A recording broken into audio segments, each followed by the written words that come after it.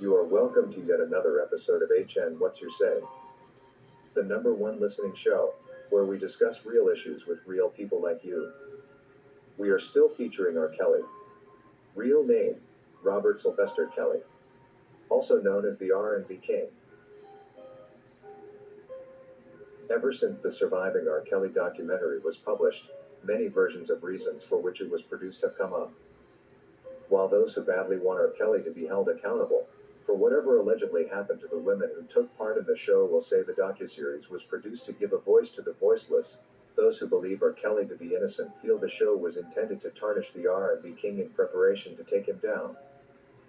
What has been completely ignored though is why these women agreed to take part in this disturbing show in the first place, considering some of them did not even qualify as potential victims enough to take the role of witness at both the New York and Chicago trial.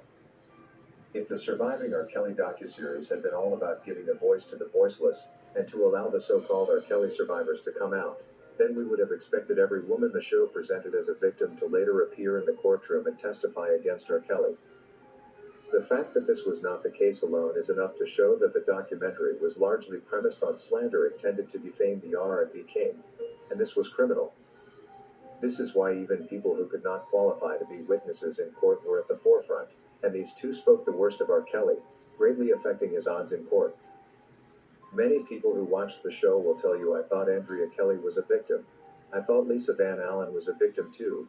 I actually did believe for a moment that Lizette Martinez was also a victim. So what happened to these people?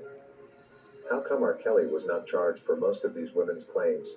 And how about the fact that Lisa Van Allen quickly transitioned from being minor 2 to individual D after her real age was established?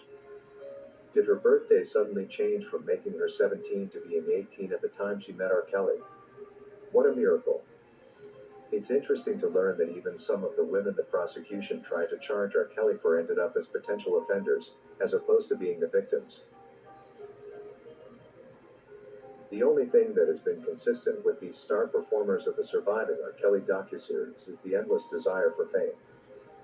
While they all agree to the fact that they sought and pursued R. Kelly on their own with the hope that he would make them famous, we do not need to wait another decade to hear them tell us they participated in the infamous docuseries, all in search for their 15 minutes of fame, something they did get.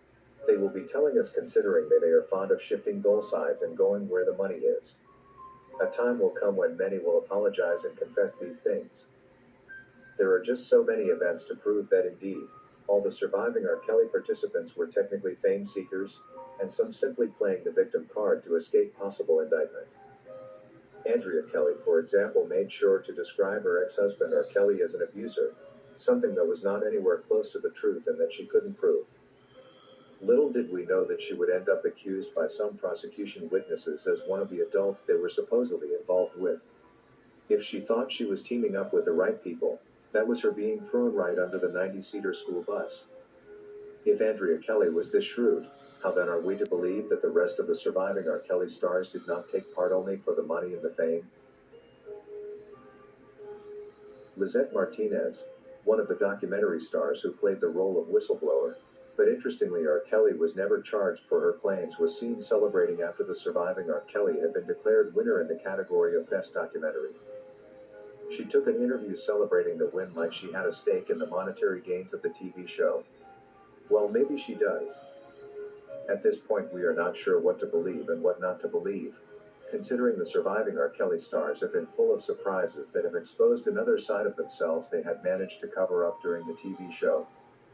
Lizette Martinez is quoted in an interview saying, "We won Best Documentary Surviving R. Kelly," and proudly adding that she was right after Aaliyah and getting involved with the singer, like it's supposed to make her the special one. She says, "I was a singer, 17 years old, walking in the mall and then a predator came." The way she puts it will make you think that was a dream come true. In my opinion, she sounded drunk. Martinez. What's going on with you tonight? What brings you out? Well, we were nominated for Best Documentary at the MTV Movie and TV Awards, and we won. Get the motherfucker in the car. Is this the first time that's been done by MTV? Actually, they included documentary first time. Okay. And you won the documentary for what? Best documentary for Surviving R. Kelly. Okay. And you're one of the young ladies that was you know, done wrong by Mr. R. Kelly? I was like right after Aaliyah. I Okay. was a singer, 17 years old, walking in the mall, and then the Predator came to prank. So You said what? I said the entertainment industry needs to no longer slap on the wrist because you could write a great song, or you could produce a great movie, or you're Mr. Jello pudding pop comedian. You know, it doesn't matter. Like, time's up. Got it. When she talks about how it shouldn't matter whether the offender is a great artist like R. Kelly, I begin to think, would she be suing if the offender was just another guy with a regular job struggling to make ends meet? Or she is only interested because this is R. Kelly and by suing him, she gets to enjoy the 15 minutes of fame like she did at this interview, or even get to be compensated with substantial restitutions like the witnesses in New York and Chicago. The message I am able to read from her facial expressions and mannerism is I am proud I took down the greatest R&B singer of all time, the king of R&B, the one and only Robert Sylvester Kelly. That is the idea. While one may say, that's not criminal after all for her to feel this way, indeed it's not criminal practice to think or feel this way, and she has the freedom to do this. However, this indicates that the entire